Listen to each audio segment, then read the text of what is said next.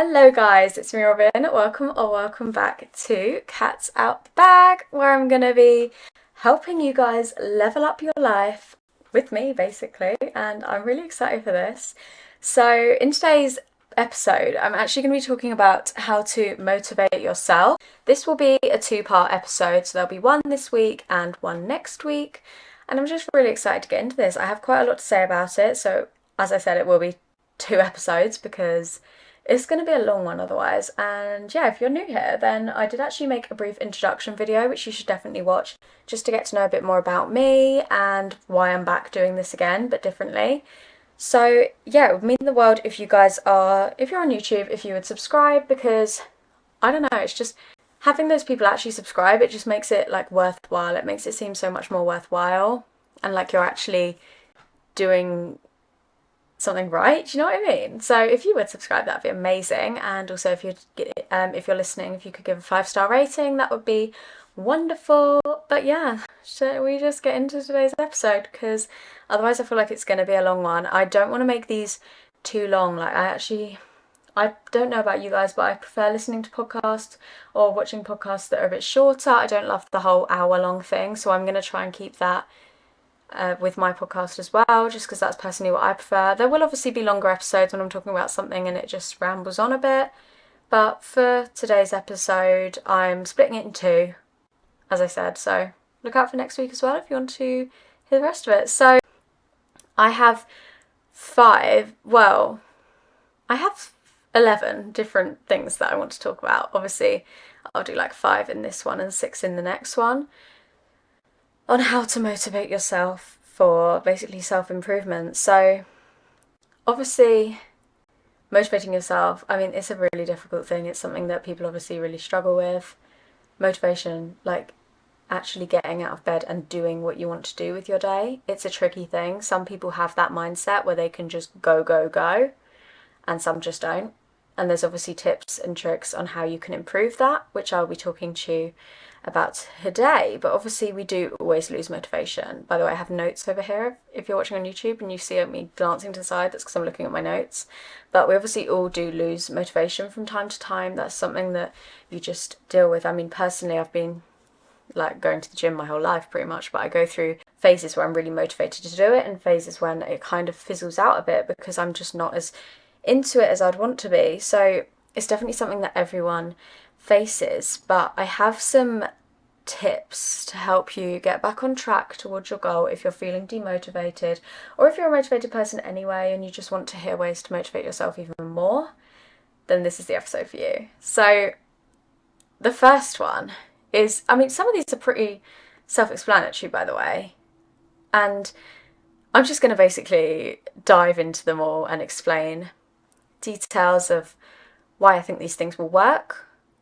Some of them are very, very simple and you might be thinking that is so straightforward, but it has to be said, you know. So the first tip to motivate yourself more and basically improve yourself, not saying that you need improving, obviously everyone is perfect how they are, but if you want to enhance yourself and motivate yourself a bit more to do more with your life, like you might have this goal that you've been thinking you want to do for so long. For me, it was getting back into this podcast, and I just kept putting it off, and I thought I'll do it one day. Then I said, well, when I finished uni, that's when I'll do it. And I finished uni a month ago, didn't start it. Like, it just takes some time to get back into things, and there's a few things you can do to help that. So the first one is putting your goals on a calendar.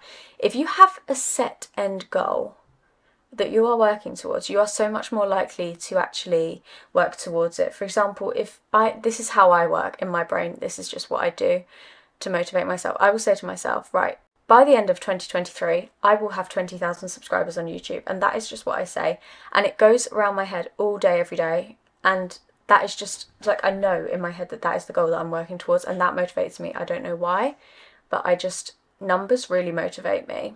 So I actually have a vision board. I've made videos on my actual YouTube channel. For those of you who don't know, I do have a YouTube channel as well called Robyn Emily, and I make videos every year of me making a vision board for that year, which is basically just everything that I want to do in that year. So, I mean, my one is covered So I've set 20,000 subscribers on YouTube, 100,000 on TikTok, 10,000 on Instagram, and 1,000 on my Cats Out the Bag YouTube. And that was when I was still creating that, which I mean, it's really fizzled out, but hopefully I still do hit that 1,000. So guys, subscribe if you're watching this on YouTube. And if you're listening, why not head over to the YouTube? It's just Cats Out the Bag and subscribe.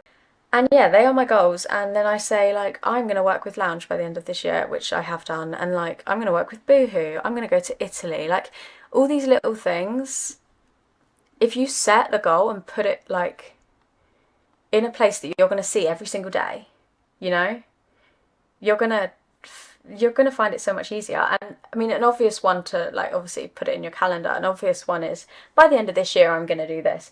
If you're more specific, it will be easier as well. So just, if you have a target date, whatever you're aiming to accomplish, it could be anything, it could be join the gym. If you have a date on that calendar of when it's going to happen, you'll be working towards it with a finish date set in. So for example, like a driving test, you have a date that you're doing that. You can't just do it whenever you fancy, you know, you have a specific date that you're working towards, and if you haven't prepared enough, then you fail. It's just as simple as that. Like, and that's what people need to do when they're setting goals for themselves as well, because obviously driving tests, like, that's a big thing, and it's a difficult thing, but it's just, if you have that set goal, you're more likely to work towards it, because you think, oh my gosh, I can't actually push that back another day. Like, you can't. With like a driving test, no, you can't push that back. So, well, I mean, you can if you fail, you get another one, but it's set on that date and you have to do as much work towards it as you can. So why not do that for your personal growth or whatever else you're trying to complete? Like, if your goals are lacking structure, you're just realistically not going to achieve it. It's not going to be as easy for you. And obviously having the target date, it just keeps you way more motivated, helps you track your progress, because you think, okay, I've got 2 months to do this. In 1 month I got halfway. Okay, that's realistic, you know? And you always know how much further you have to go, because you can track it. You can go, I'm 5 days in, this is how much I've done, I need to step up a bit in the next 5 days.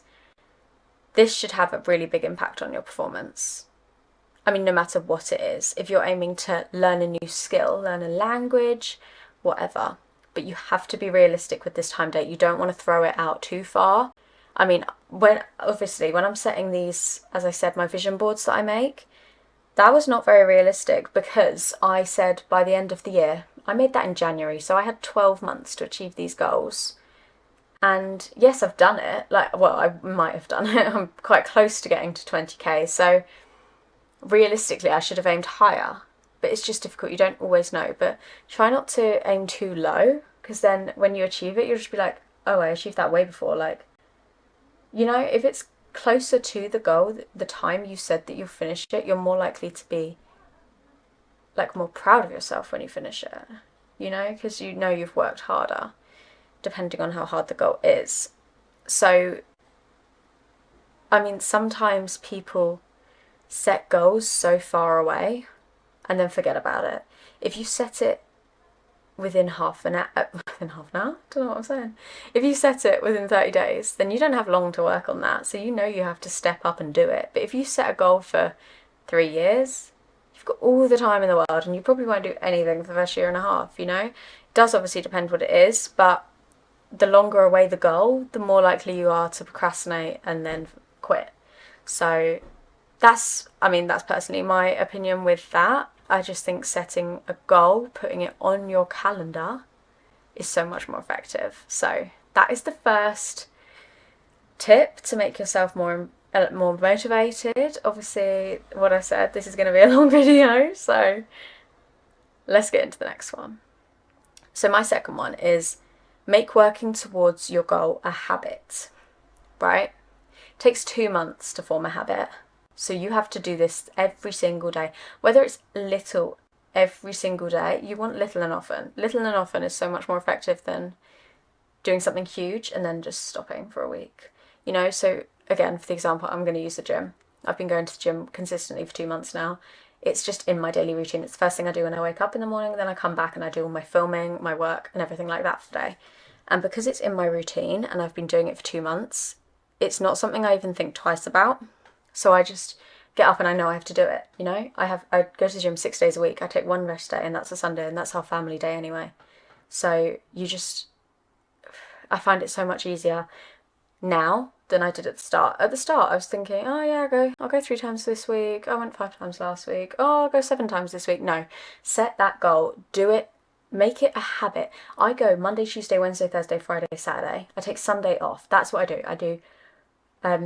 My gym split is 3 days, so I do it twice a week and then I'm done.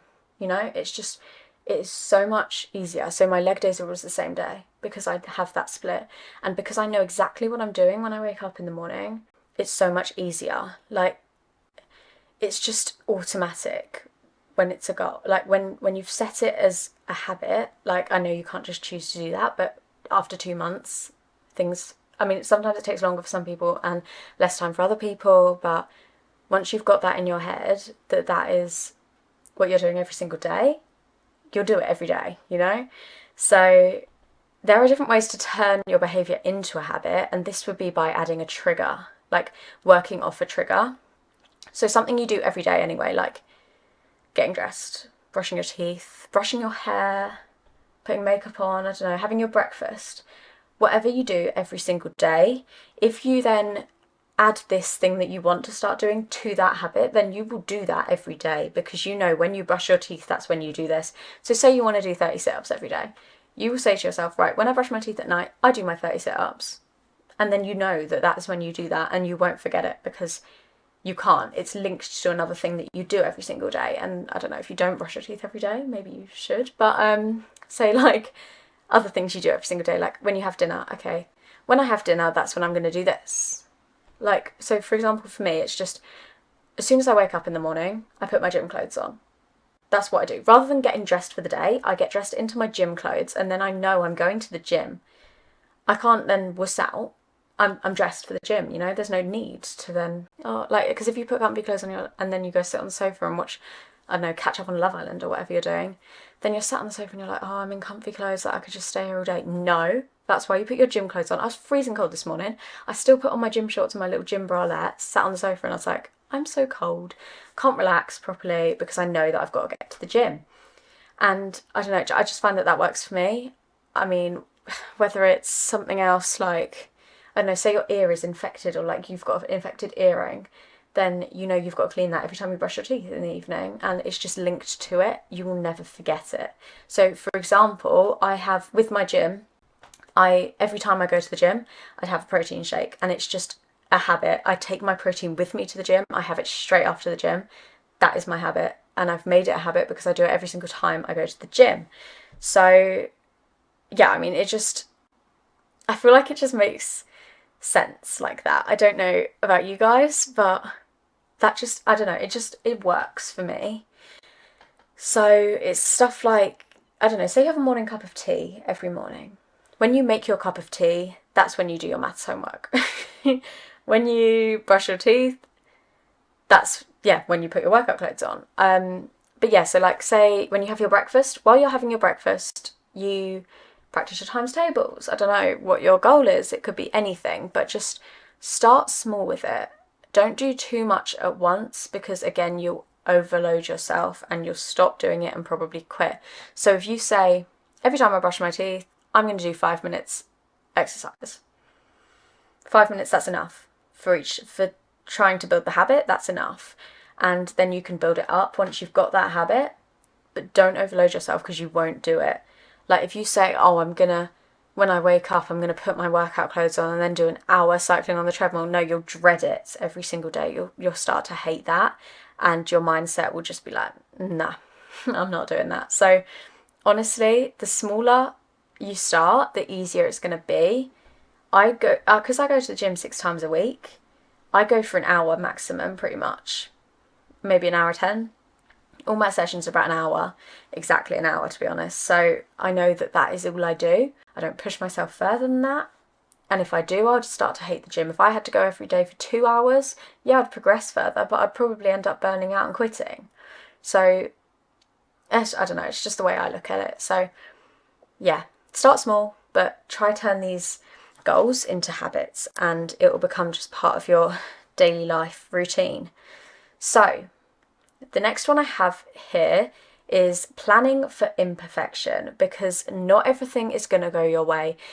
Yes, when you first start, oh my goodness, you're going to feel so excited and you want to go for this goal. You'll feel so confident about achieving it. Like, say your goal is to go to the gym every day for 6 months. Sorry, I keep using gym as an example. It's just easy for me because I am going to the gym and that is my goal. And you want to improve, for 6 months, whatever. And you do it for 3 months. Yes, you'll be great. You're confident and everything, but you've got to plan out that not every day will go exactly as you've planned, and that's okay because things happen. Today actually was one of those days for me where I felt disgusting. I did a leg day today and I pushed myself a bit too hard with some of the weights. I went up a weight and in every machine, and I just didn't feel great, and by the end I just felt a bit sick and I was just a bit fed up and just wanted to get home. That's fine. I still did a session, but you sometimes just don't feel great. And sometimes, like on a Wednesday, when I know I go to the gym on a Wednesday, but some days you'll wake up and you'll just think, wow, what I would do to just have a day off. And one way to just boost motivation on these days is to plan for them and understand that it is okay. But I mean, it's a difficult one. Like, I mean, this doesn't even involve how you feel sometimes, but like, for example, so today actually, I mean, when I was on my way to the gym, my car door wouldn't open. I don't know what had happened to it, to be honest. Maybe I slammed it differently or something, but it was stuck in and I was really struggling. Now, if I'd planned for this and had a backup way to get to the gym, it would have been a lot less stressful. That might be the reason I had a worse day, because I was stressed out from the moment I woke up this morning. Like, for example, if your goal is to do an online course, you've got to plan for if that phone cuts out, if your computer cuts out, the electricity goes or the internet goes, you've got to plan for that. Like, what are you going to do in that situation? It's like, I have university, for those of you who don't know, I do go to university as well. For those days that you have online exams and things, you've got to plan for these things to happen. You've got to be ready to screenshot and prove to your examiner that the internet has gone out, because they're not going to believe you. They'll just think, oh, she answered a few questions incorrectly. You've got to plan for these things.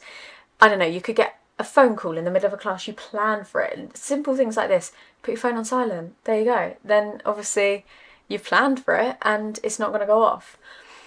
It could be anything. I mean, this can even apply to like parents. Like, if you've got a big meeting coming up at work and then your child's off sick for the day and you've got to look after them. Well, how are you going to go about that meeting? Are you going to do it online? You've got to plan for these things. So I just think it's easy to just think, it's so easy to just think everything's always going to go your way, but that's just not it at all. Like, some days, you go to the gym and then all the machines are used up and you think, okay, so I had that plan in my head of what I was going to do, so now what am I going to do? Like, my brother, for example, he has an exact routine. He does these machines in exact order, and if someone's on them, he just waits. Now, you could say, actually go on the treadmill for 5 minutes, or do a different machine, or do something that you're not as good at. If you're working out shoulders that day and your legs are a bit weak, go do legs for a bit. That kind of thing. So, yeah, I mean, there's so many obstacles that can come up. Like, if your goal is to go on a run every day because you want to get a bit more fit, then think about the weather. If it's raining, are you going to want to go out? Probably not. Injury. So easy to injure yourself, and there's so many ways to prevent this. I've just actually bought some wrist support and knee supports because I have really bad knees and joints in the gym, and it's just hard to lift things. Illness, pretty similar to injury. Like, you can't really plan for it, but think about ways around it. And say you got called into work, or so, I don't know, I'm trying to think of examples. Like, if you wanted to go on your run after work but you have to stay in late at work, how are you going to work around that? Are you going to go the next morning? It's impossible to predict everything that could happen, but if you think about things that are going to happen, like, my mum's a teacher, she does what they called, like, plans for what's going to go wrong. Can't remember what they're even called, but like safety planning, so I can't remember the name of them, but she has to plan everything that could go wrong, and I've done a few of them before. Like, I can't even think of what it's called, to be honest. It's completely blanked from my mind, but it's so easy to just think everything's going to go completely fine, but actually when you have a load of kids that you're looking after at school. Like, there's so many things that could go wrong. You've got to plan for it. So yeah, I don't know why that's gone out of my head. It should come back to me. But yeah, it's just, once you have a list of things that could go wrong, it's easier to avoid them. So just, what I'm saying is, just don't think that everything's always going to go your way, because it's not. There will always be things out to get you and out to make your life a little bit harder, but sometimes that actually just builds you up and makes you a stronger person.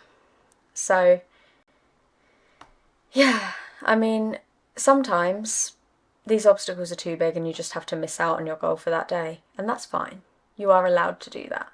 No one's saying you have to do it every single day, but if this obstacle is that you're just feeling a bit deflated and a bit upset and lost motivation, you need to watch back this podcast again and learn how to properly motivate yourself towards a goal.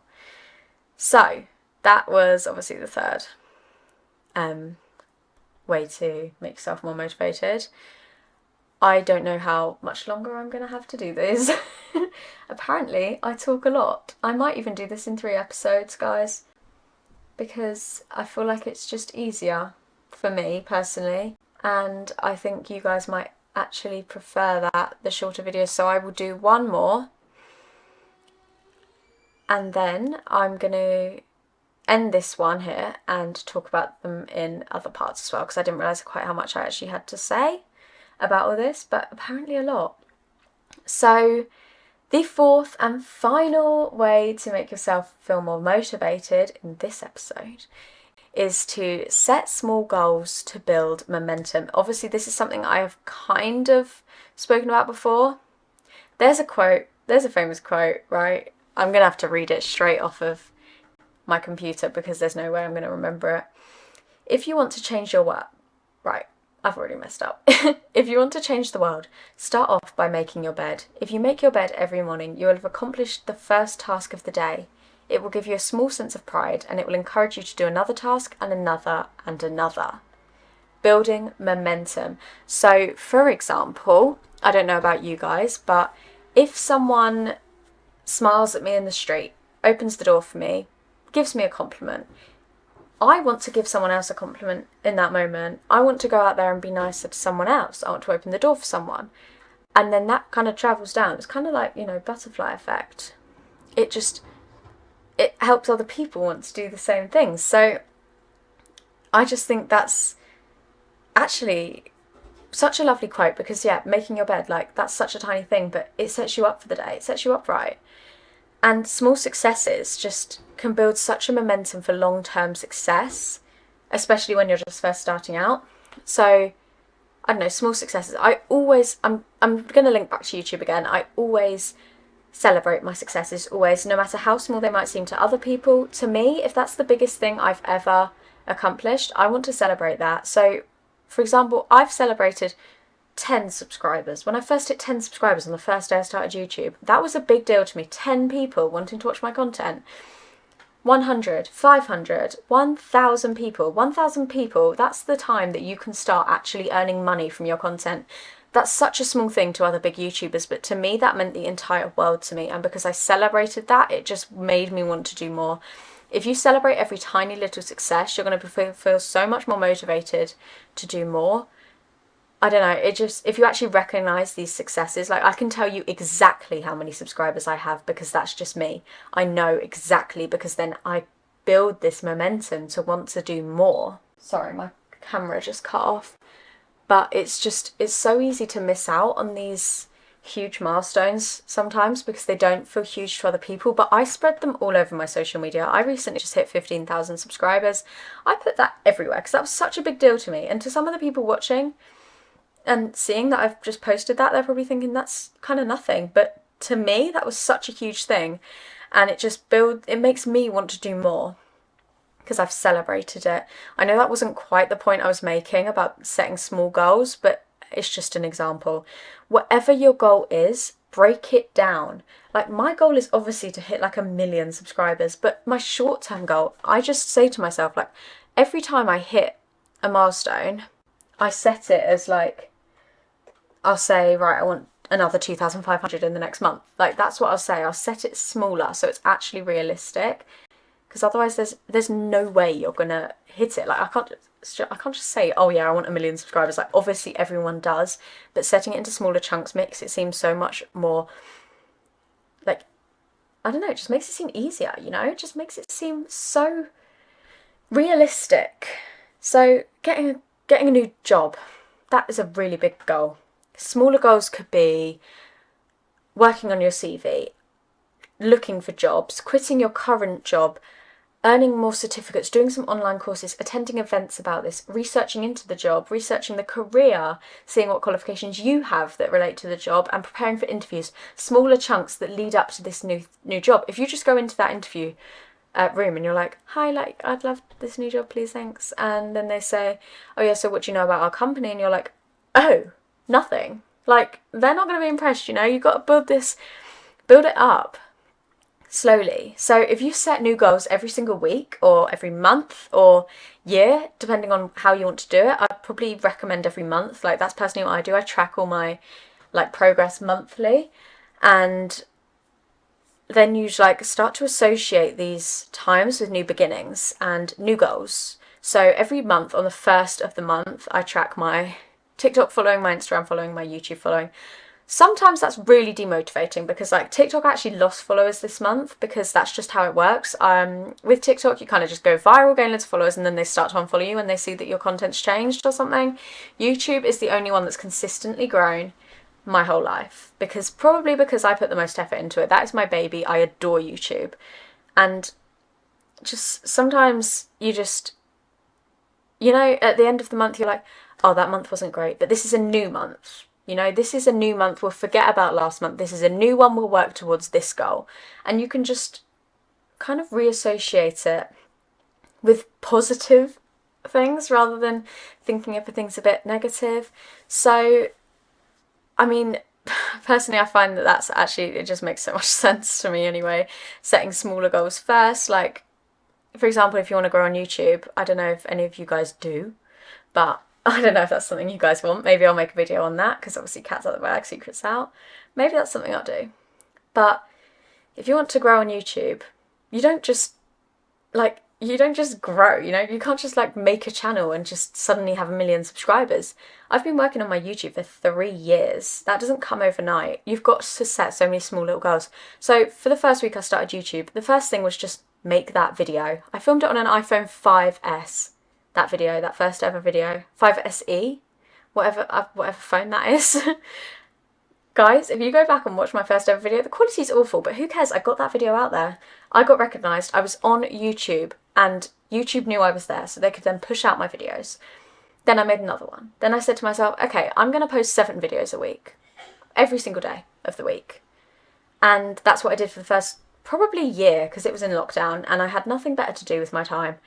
And that is just what I did, and it grew. I got 1,000 subscribers. I was making money within 5 months of starting YouTube, because I set small goals first. If I'd said I want to start earning money, I would have probably posted, God knows, probably not even focused on my content that much, just thought on like, how can I promote this?